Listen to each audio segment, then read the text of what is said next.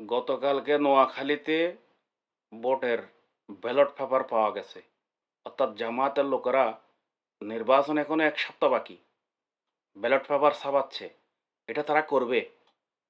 ওদেরকে আপনি মক্কা শরীফও যদি নেন, তারপরেও ওরা কিন্তু জালিয়াতি করবে। মক্কা শরীফে দাঁড়াইয়া। এদের ঈমান হচ্ছে, এদের আকীদা হচ্ছে এরকম। অতএব আগামী ১২ তারিখ যে নির্বাচন, এই নির্বাচনে তারা ইতিমধ্যে খবরে আসতেছে যে স্টাম্প ক্রিকেটের যে ক্রিকেট খেলে স্টাম্প হকি তারা সংগ্রহ করছে।